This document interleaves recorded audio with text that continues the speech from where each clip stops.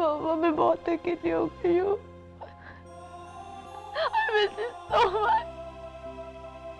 या मुझे कोई नहीं समझता है, पापा भी नहीं।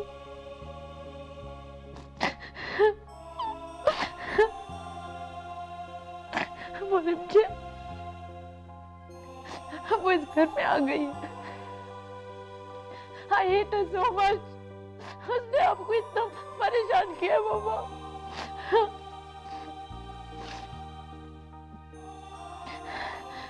I promise you,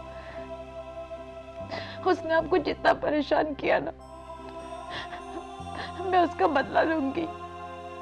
मैं उसे इतना परेशान करूंगी कि वो ये घर छोड़कर चली जाएगी। I hate her so much पापा।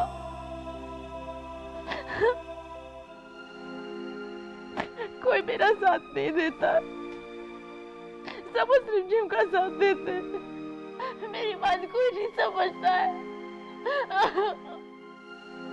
I hate her so much पापा।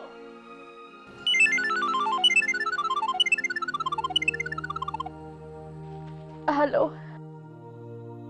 कौन है? इट्स मी मेघा, गर्व। और कौन हो सकता है? अरे मेरा नंबर तुम्हारे सेल पे फ्लैश नहीं हुआ क्या? नहीं आया, बोलो क्या काम है? वो actually Megha, just to ask, is everything alright? I hope nothing serious. वो एक्चुअली यू नो तुम्हारी मॉम तुम्हें इस तरह है, लेकिन वो मेरी मॉम नहीं है। कितने बार समझाऊं तुमको? वो मेरी मम्मा नहीं है।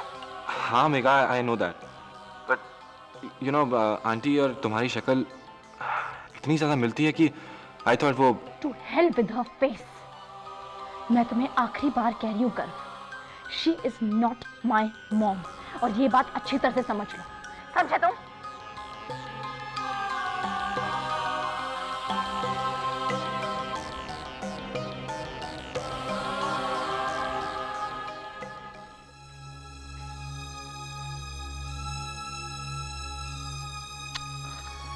इस घर में जो कुछ भी हो रहा है ठीक नहीं हो रहा है। आखिर परेशानियों का ये सिलसिला कब तक यूं ही चलता रहेगा भाई? हैं?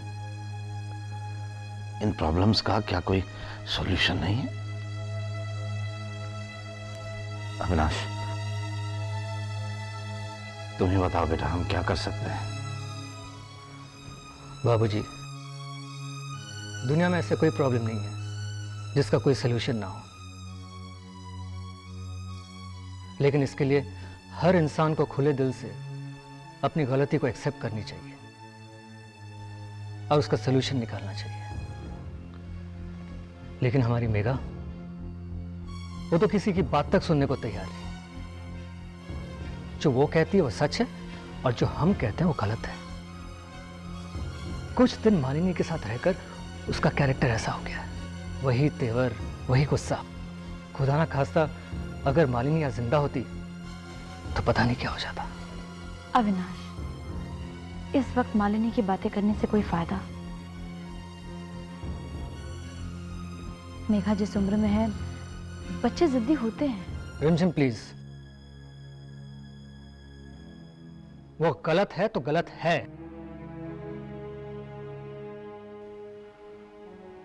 उसे रोकने के लिए कुछ करना पड़ेगा। हाँ बेटा, लेकिन इस तरह गुस्सा करके नहीं। गुस्सा करने से बात बिगड़ जाती है। गुस्से में इंसान अपना आपा खो देता है, तो भला दूसरे को वो क्या समझाएगा? हम देखते हैं।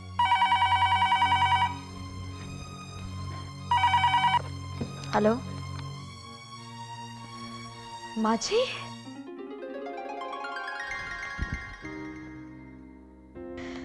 हम रिमझिम बोल रहे हैं। माँ जी तरस गए थे आपकी आवाज सुनने के लिए। कैसी है माँ जी? प्लीज हमसे माफी मत मांगिए। आप कब आ रही हैं वापस? आप बस यहाँ पर आ जाइए, हम है ना, हम आपका पूरा ख्याल रखेंगे। माँ जी का फोन था। तुमसे बात कर ली बीवी ने? अब तो उसकी तबीयत एकदम बढ़िया हो गई होगी। आओ भाई आओ। बाबूजी, एक अच्छी खबर है। हाँ जल्दी सुनाओ भाई, मुद्दतें हो गई हैं, अच्छी खबर सुने। ओम इंडिया आ रहा है।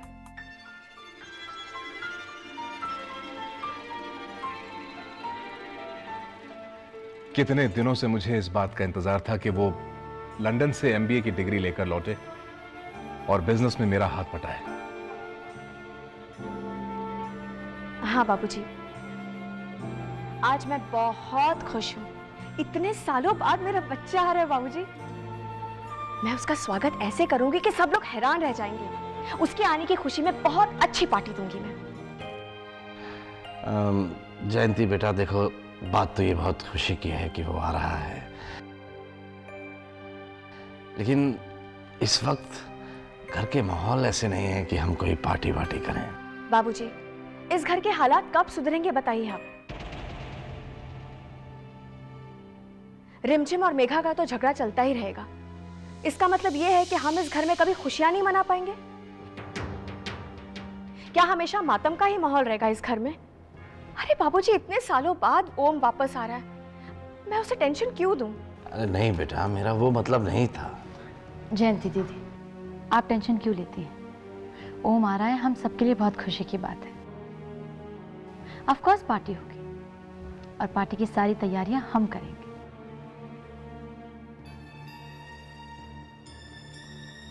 Excuse me.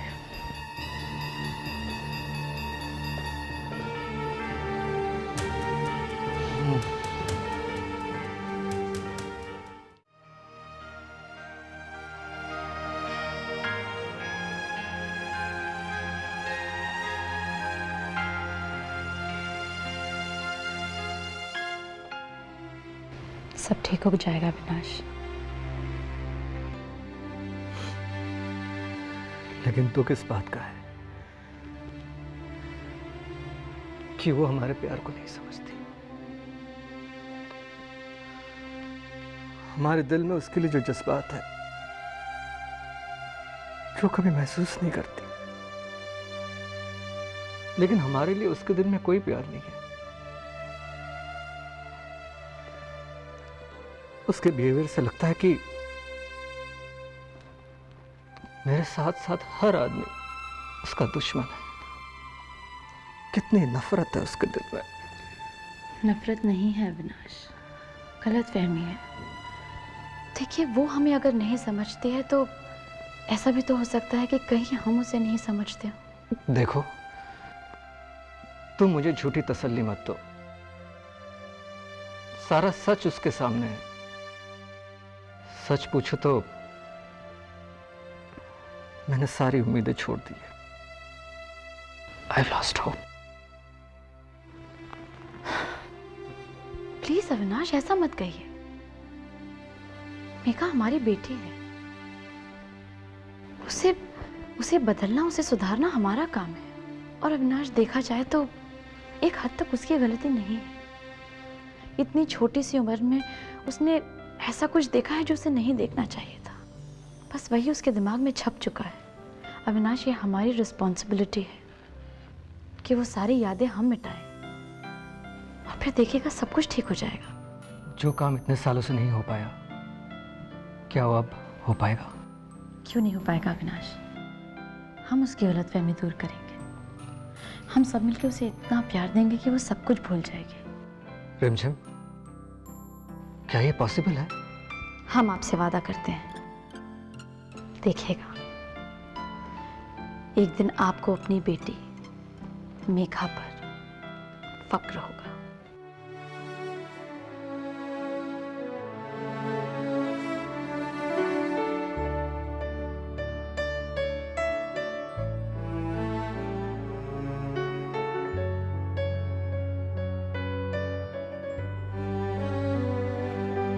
अरे ये कोई पंसारिक दुकान है, ये सुपर मार्केट है? जब मुंह उठाए चले आए अंदर, सामान उठाए चल दिए यहाँ से।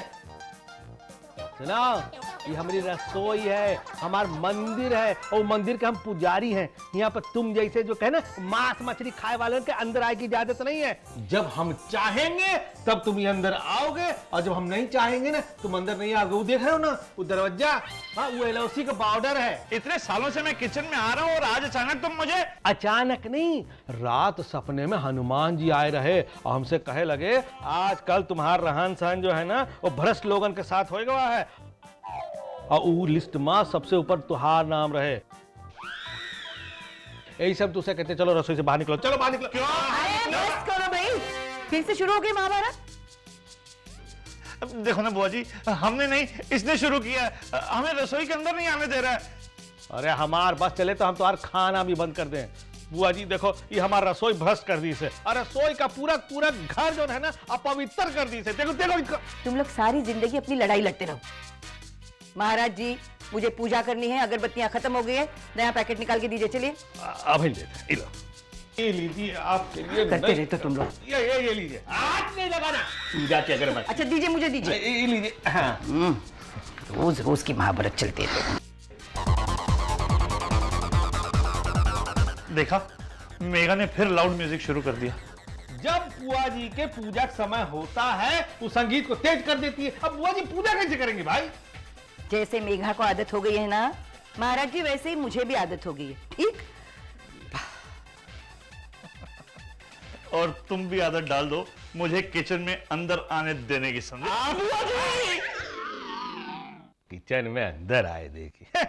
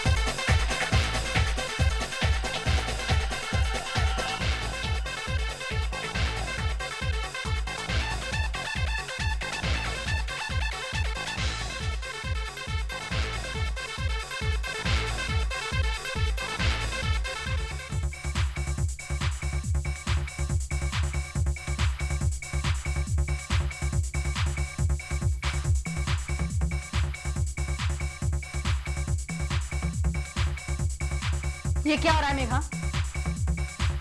हम कुछ पूछ रहे हैं, अंधी हो, दिखाई नहीं देता है? एक्सरसाइज कर रही हूँ। आवाज धीमी करके एक्सरसाइज नहीं कर सकती हो? नहीं चला सकती।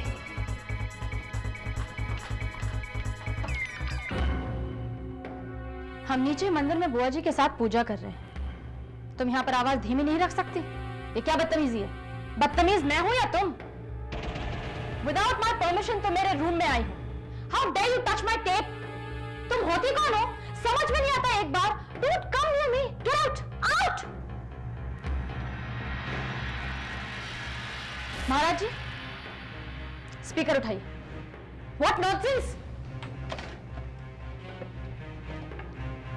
महाराज जी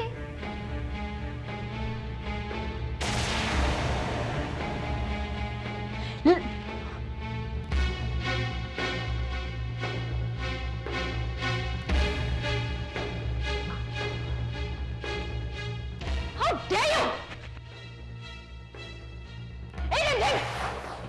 ये रोज रोज का नाटक है। आप क्या हो रहे हैं मेरे पीछे पीछे? Bloody hell!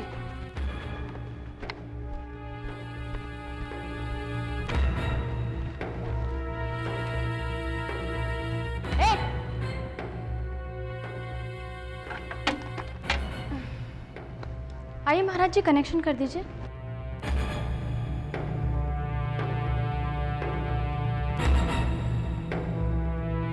ये क्या हो रहा है बेटी? ये म्यूजिक सिस्टम यहाँ क्यों लेके आई मंदिर में? अरे वो मेघा को एक्सरसाइज करनी थी ना, पूजा बाद में हो जाएगी, इट्स ओके। चलो मेघा एक्सरसाइज शुरू करो। महाराज जी म्यूजिक ऑन कीजिए। आवाज कम है, बढ़ा दे। वॉल्यूम जरा ज्यादा कर दीजिए महाराज जी।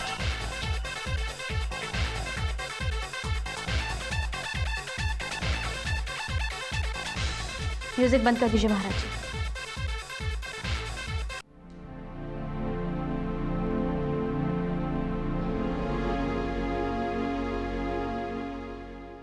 तुम एक्सरसाइज करना चाहती थी ना? तुम्हारे पास म्यूजिक है, जगह है, तकलीफ क्या है? तुम हमको पूजा करते वक्त डिस्टर्ब करना चाहती थी, राइट? मेघा, कभी भी कोई काम करो तो दी बेस्ट करो, कोई काम अधूरा नहीं छोड़ना चाहिए। तुम यहाँ पर लाउड म्यूजिक पर डांस करो, सचमुच हमें कोई तकलीफ नहीं है। देखो रिमझिम, मेघा के म्यूजिक से मुझे कोई तकलीफ नहीं हो रही। अगर मेरा ध्यान म्यूजिक पे जाता है तो वो मेरी कमजोरी है। शायद मुझे ही पूजा में अच्छी तरह से ध्यान लगाना नहीं आता। बुआ जी, आपको मेघा की तरफ से कोई भी सफाई देने की जरूरत नहीं है। ये हमारे और मेघा के बीच की बात है ना मेघा? हम लोग हैंडल कर लेंगे। हम भी देखना चाहते हैं सिर्फ हमें परेशान करने के लिए मेघा किस हद तक जा सकती है।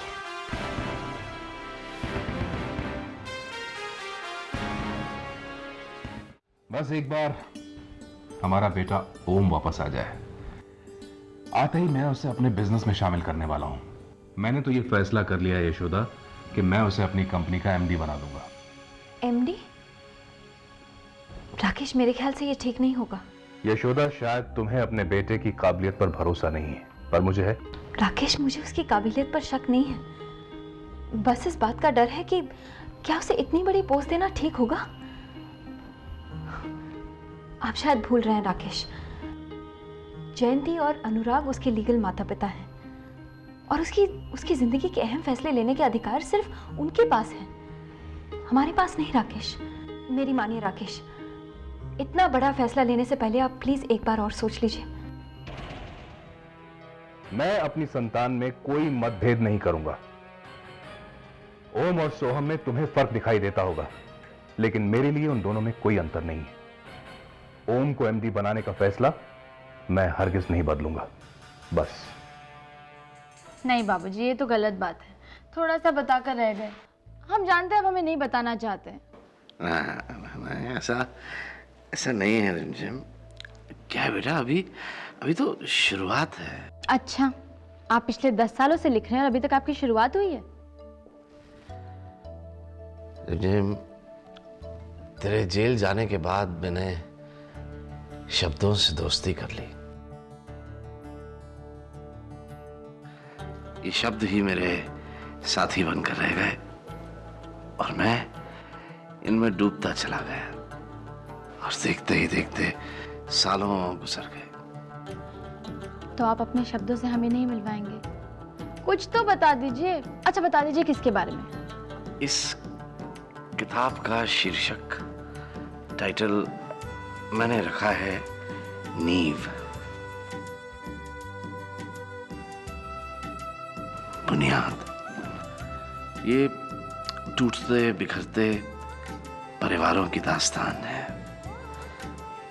एक ऐसे परिवार की टूटने की कहानी है जो परिस्थितियों के आगे हार गया।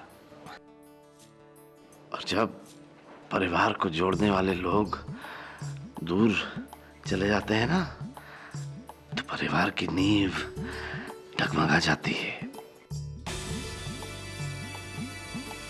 तो फिर बाबूजी, घर को तोड़ने वाली कथा का अंत तो घर के जुड़ने से होना चाहिए ना? अंत तो मैं तुझे बता नहीं सकता अभी, लेकिन चल आजा आजा, तुझे दिखाता हूँ। चलिए। आजा।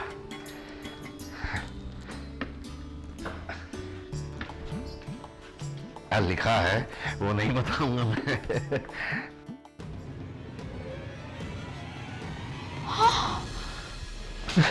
मेरी किताब